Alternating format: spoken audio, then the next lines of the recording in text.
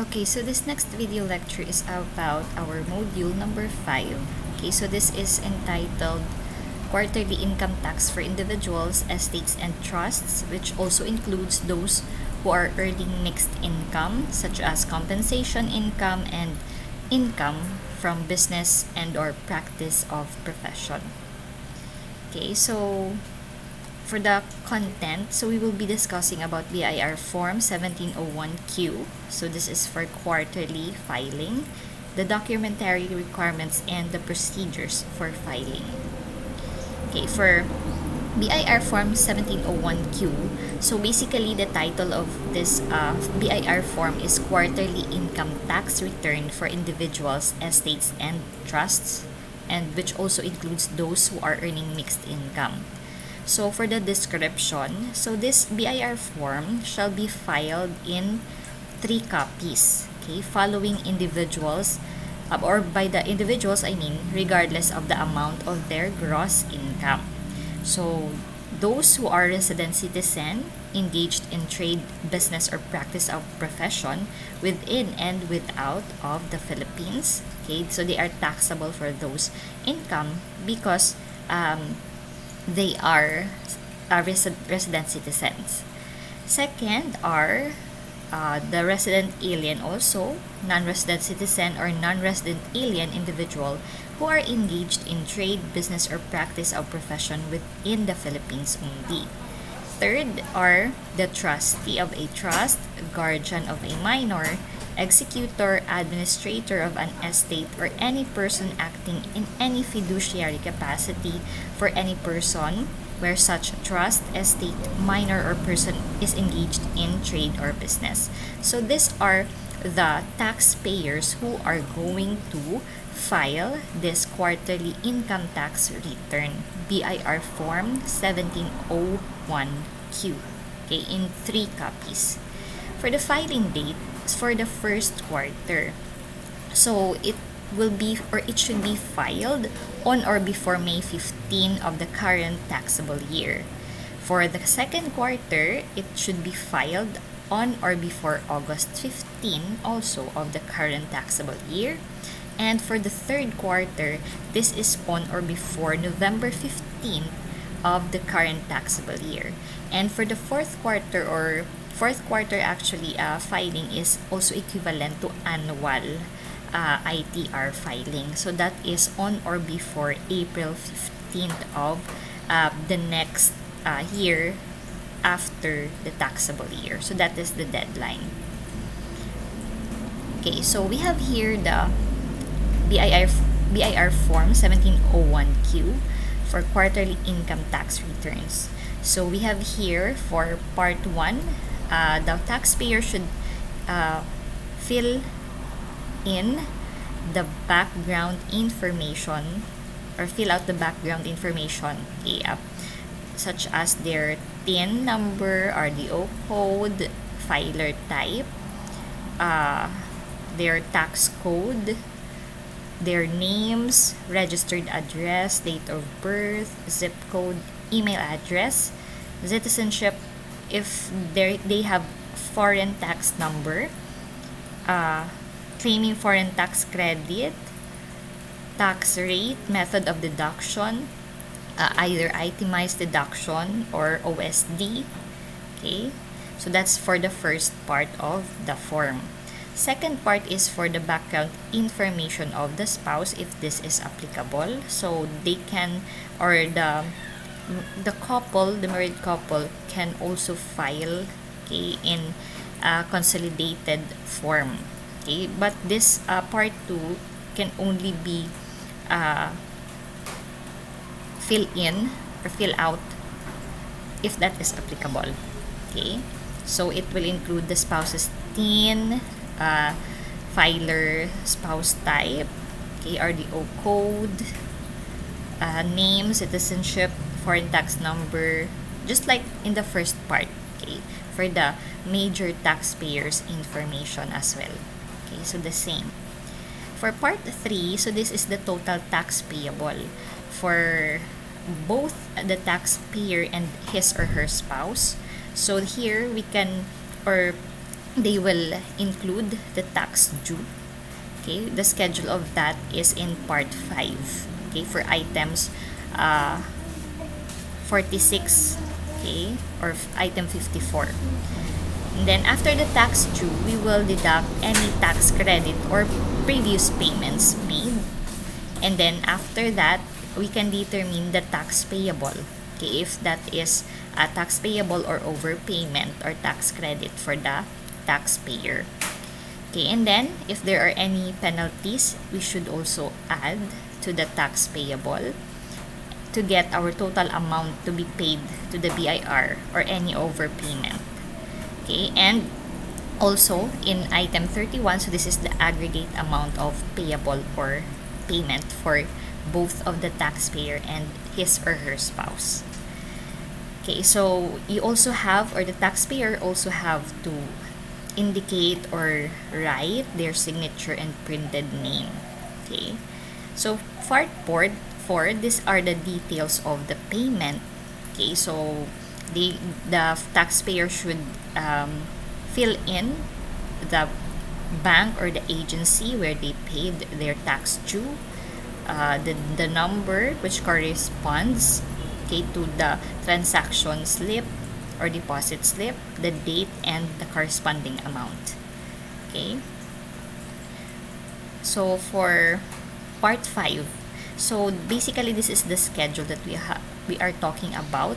Okay, that will be a supporting document for the tax due, okay, placed in the first part of this BIR form.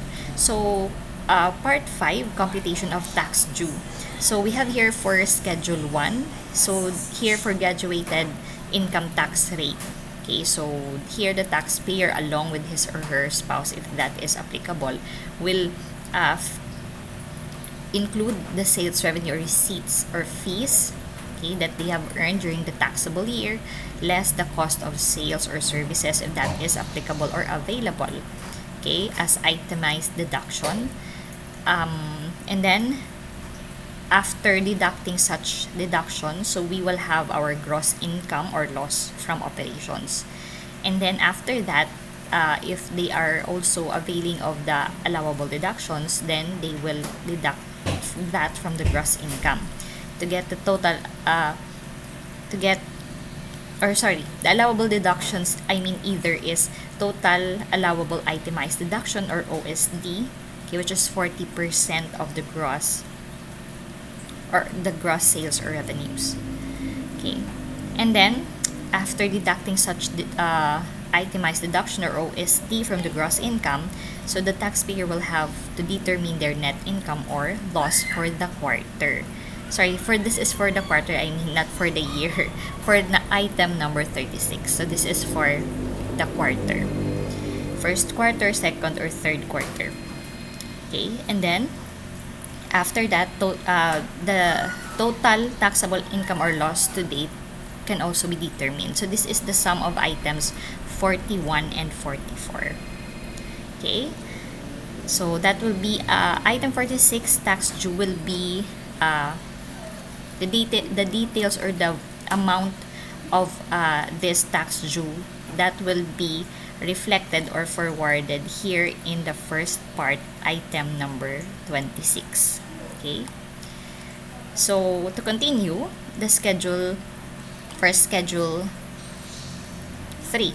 Okay, so here we have the tax credits payments. Okay, so if the taxpayer was able to have overpayment for the previous taxable year, so they can claim that, okay, for this year's tax due. Okay, so it can be in the form of prior year's excess credits, tax payments for previous quarters, creditable tax withheld for the previous quarter also, or creditable tax withheld for this quarter, tax paid in return previously filed, okay, if that is amended, foreign tax credit if applicable, and other tax credits. So these are the items of which the taxpayer may have been overpaid for the previous quarter, which he can avail for deduction during the current quarter. Okay, so for schedule 4, So this is for penalties. So in case where the taxpayer have filed the ITR late or other circumstances that that causes penalties. So it includes the surcharges, interest, compromise. Okay. So that will be added to the taxable amount in the previous part of this BIR form. Okay, so in this part also, the graduated income tax table is presented for reference. Okay, so those are for the BIR form 1701Q for the quarterly income tax return for individuals, estate, and trusts who are also earning mixed income. So we will proceed with the second part of this module. We will be talking about the documentary requirements.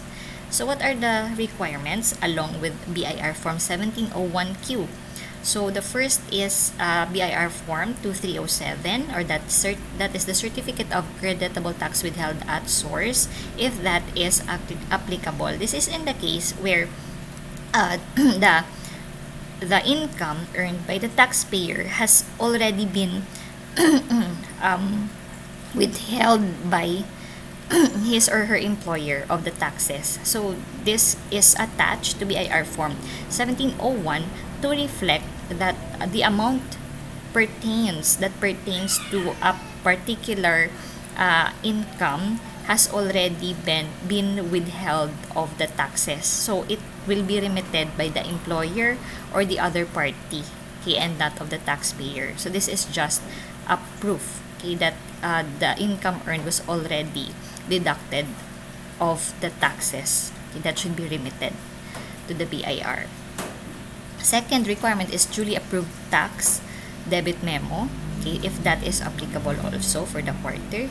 Proof of payment or payment is made if that is applicable. Summary of alpha list of withholding agents of income payment subject to withholding tax at source, again if that is applicable. So we will discuss each of these documentary requirements. For certificate of creditable tax withheld at source, or BIR form 2307. So again, we have mentioned this in the previous video lecture, if you could still remember.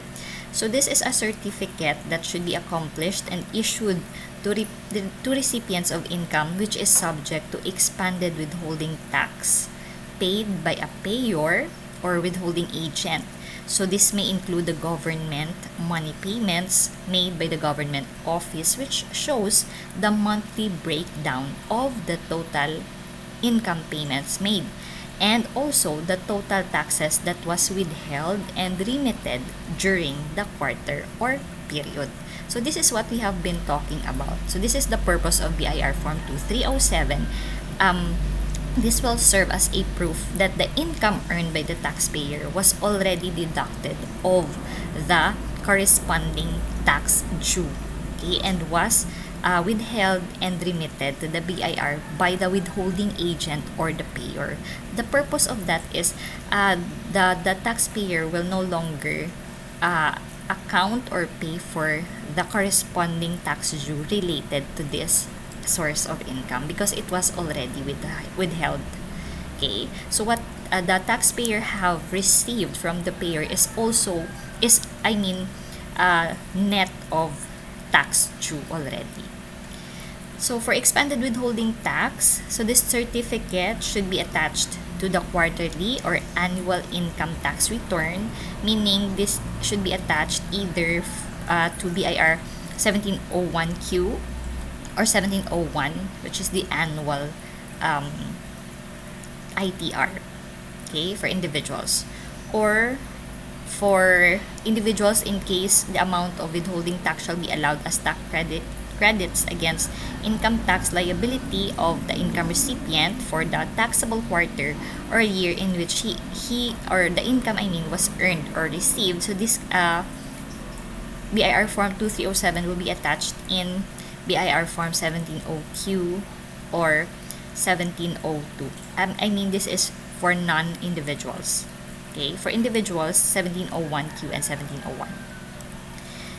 In the case of percentage taxes on government money payments, so the certificate is to be attached in the quarterly percentage tax returns. That's BIR form number 2551 M and Q. Okay, for VAT withholding, so the certificate BIR form 2307 will be attached to the monthly VAT declaration.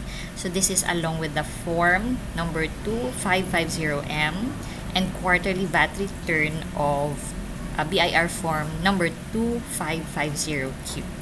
Okay, so BIR form 2307 is very useful. So that's why the taxpayer should have to get his or her copy of this form, okay, because it is an important attachment, especially if the income was subject to withholding taxes.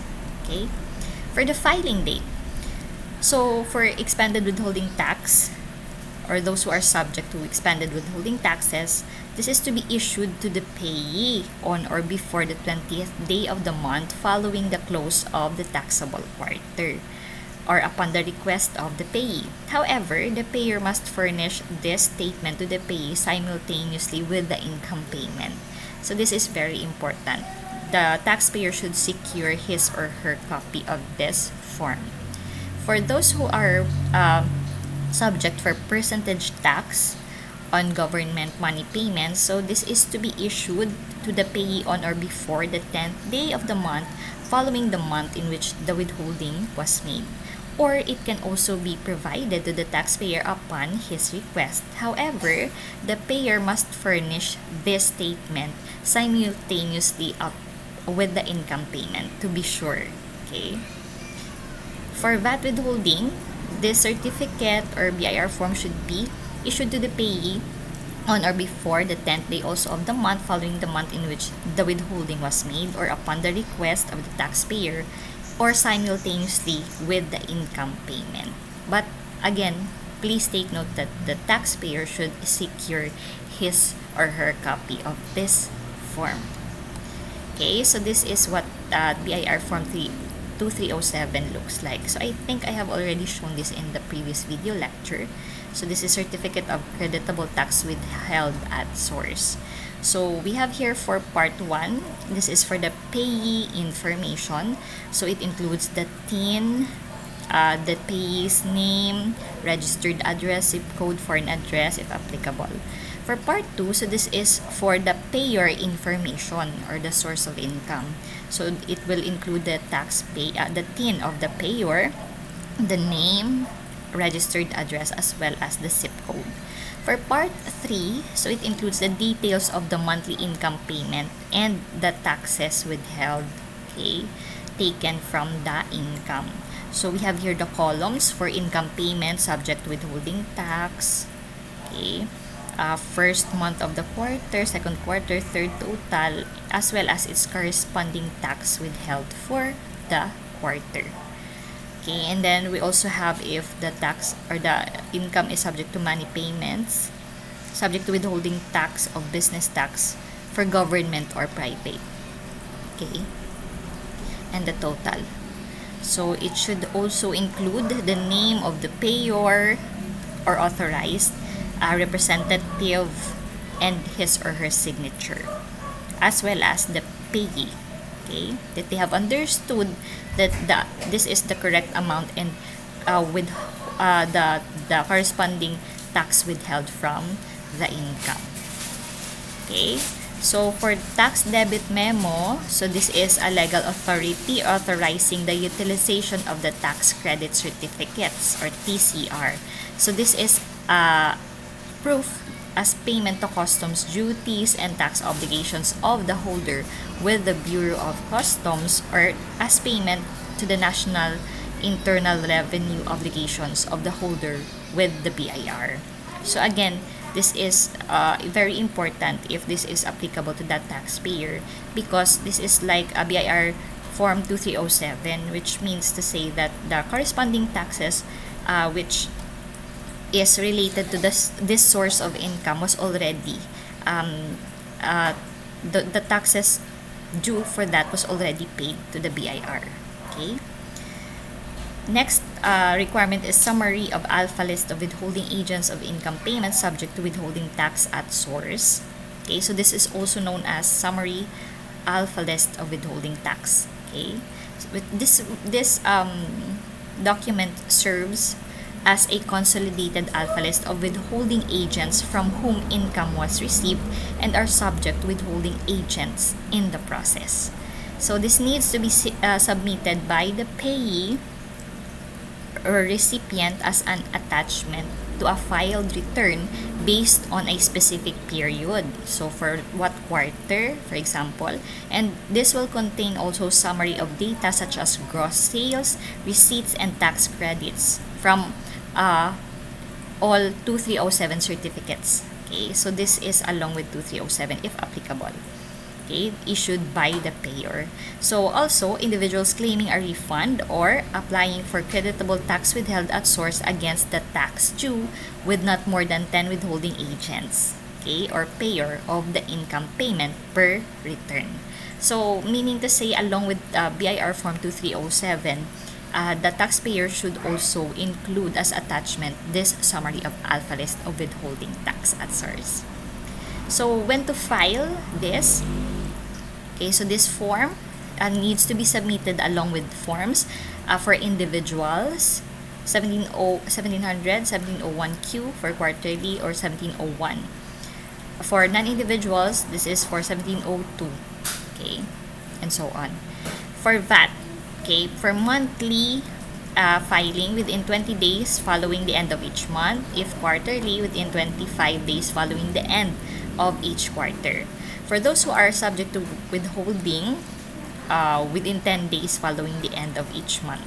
And for those who are subject for percentage taxes within 10 days following the end of each month. So this is when to file this summary of alpha list of withholding tax along with the ITR and 2307 form. So please take note also that your tax forms will be sent electronically to the BIR, okay, by 9 p.m. Any forms that will be sent beyond the filing deadline will be transmitted within the next business day. Okay, so please take note of that if you are filing electronically. So this is the example of our summary of alpha list of withholding agents. Okay, so it will include sequence number, TIN, registered name, return, period, nature of the income, amount of the tax base, tax rate, and the corresponding tax withheld. Okay, I just saw this from the internet. Okay, this format. Okay. So for the procedures, actually for the procedures, this is the same with the rest of the ITR filing, but we will also reiterate it. Okay. For those who are EFPS filer, okay, so you will fill up the applicable fields in the BIR Form 1701Q. You will also pay that electronically by clicking the Proceed to Payment button and fill up the required fields in the EFPS payment form. Then click Submit. And then receive payment confirmation, okay, from EFPS authorized agent banks for successful e-filing and e-payment. So this is very important to acknowledge that you have successfully paid and filed for if you are an EFPS filer. For those who are non-EFPS filer, so here you will fill up the applicable fields in the BIR Form 1701Q in the downloaded electronic BIR form package, and then you will print this and this accomplished BIR form 1701Q, and then next you will proceed to the nearest authorized agent bank within the Revenue District Office where you are registered, and you will present this accomplished BIR form 1701Q together with the required attachment as we discussed earlier and your payment. Next, in places where there are no authorized agent bank, So you can proceed to the Revenue Collection Officer or the duly authorized city or municipal treasurer located within the Revenue District Office where the taxpayer is registered. And you will present this duly accomplished BIR Form 1701Q together with the required attachment as well as your payment. And lastly, you will receive your copy of the duly stamped and validated tax return and BIR prescribed deposit slip from the teller of the authorized agent banks or electronic revenue office receipt from the revenue collection officer or duly authorized city or municipal treasurer. So this is very important again because it will serve as a proof that you have successfully filed and paid for your tax due. And for manual filer, so you have to have the print out of this form BIR number 1701Q, fill this up in 3 copies. For compensation income, this needs not to be reported in the quarterly income tax return. So this is to be declared only at the ITR. Okay. Next, proceed to the Revenue District Office where you are registered or any tax filing center established by the BIR and present your BIR Form 1701Q, which is already accomplished, together with the required attachment, and receive your copy for the duly stamped and validated form from the RDO. For the deadline, so for the first quarter again, so this is what we have mentioned earlier in the first part. For the first quarter, the deadline is on May 15 of the current taxable year. Second quarter is on August 15 of the current taxable year. And for third quarter is on November 15 for the current taxable year. For the fourth quarter or for the annual ITR filing, so that is on or before April 15 of the next taxable year. Okay, so this is for our quarterly income tax filing for our quarterly income tax return or filing, okay, for the individuals, estates, and trusts who are also earning mixed income.